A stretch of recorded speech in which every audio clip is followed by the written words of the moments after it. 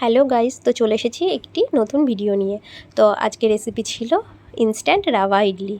তো প্রথমে দেখো কড়াইয়ে তেল গরম বসিয়ে দিয়েছি। তেল গরম হয়ে যাওয়ার পরে তেলের ভেতরে কিছুটা হিং ছেড়ে দেওয়া হলো।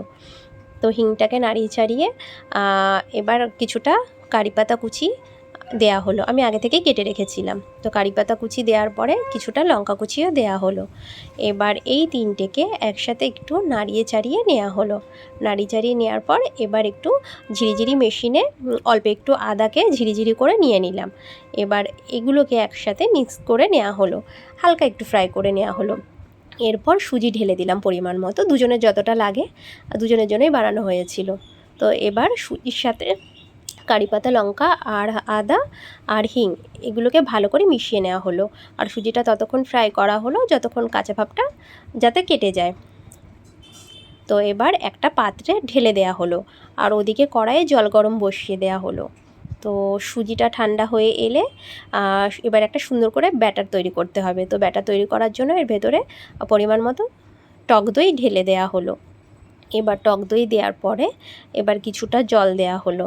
জল দিয়ে এবার এটাকে ভালো করে মেশিনের সাথে, মেশিন না ওটা, যাই হোক তোমরা কি বলো, আমি এটা দিয়ে অমলেট বানাই। তো এটা দিয়ে ভালো করে ফেটিয়ে নেওয়া হলো। তো দেখো অনেকটাই গাঢ় ছিল। তো আমি আবার কিছুটা জল অ্যাড করলাম, কারণ একবারে বেশি জল দিলে হয়তো পাতলা হয়ে যাবে, তাই আমি প্রত্যেকবার অল্প অল্প করে জল মিশিয়ে ব্যাটারটাকে রেডি করছিলাম। তো দেখো ব্যাটারটাকে ভালো করে ফেটাতে হবে, ঠিক আছে, যাতে ভালো ভেবে মিক্স হয় সবগুলো, সুজিটাও যাতে এখানে কিছুটা গলে যায়। তো সেদিকে লক্ষ্য রাখতে হবে। আর ব্যাটারটা এমন হবে যাতে খুব পাতলাও না, খুব গাঢ়ও না, ঠিক আছে, সেদিকে খেয়াল রাখতে হবে। তো আমার আরও কিছুটা জলের দরকার ছিল, তো আমি আরও কিছুটা জল অ্যাড করলাম। দেওয়ার পরে এবার আমি ব্যাটারটা রেডি করলাম। আর অন্যদিকে ঢেকে রেখেছিলাম যাতে সুজিটা কিছুটা ফুলে ফেপে ওঠে। আর অন্যদিকে বাটিতে অয়েল লাগিয়ে নিচ্ছিলাম যাতে ইডলিটা খুব ভালোভাবে উঠে আসে। তো আমি এখানে 3টে বাটি নিয়েছিলাম।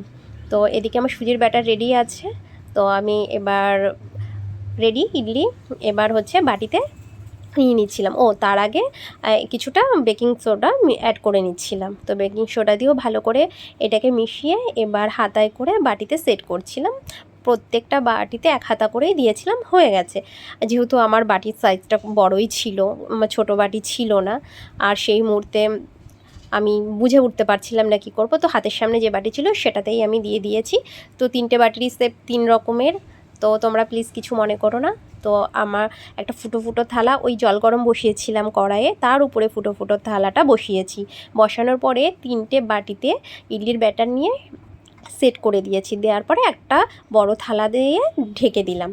তো যতক্ষণ সময় নিল, ঢাকার পরে ওটাকে আমি ঢাকনা সরিয়ে একটা দেশলাই কাঠি নিয়ে জাস্ট ভেতরটা হালকা করে চেক করে দেখলাম যে কাঁচা আছে না রেডি আছে। তো দেখলাম না, কাঁচা নেই, আমার ইডলি পুরোপুরি রেডি আছে।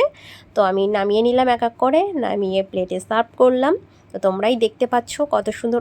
হ্যাঁ, যদিও বা আমার বাটির ছাপ চলে এসছে, কিছু করার নেই, কিন্তু বিশ্বাস করো ইডলিটা দারুণ হয়েছিল, জাস্ট দারুণ হয়েছিল।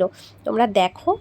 আর ওদিকে আমি ইডলি তো আর এমনি এমনি খাওয়া যায় না, চাটনি লাগে, চাটনি ছাড়া তো অবভিয়াসলি হবে না। তো আমি আগে থেকেই চাটনি 2 রকমের করেছিলাম।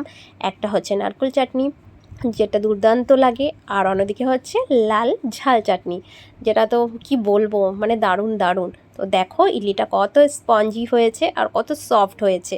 তো ভালো লাগলে অবশ্যই লাইক, কমেন্ট আর শেয়ার করে দিও। চলো টাটা।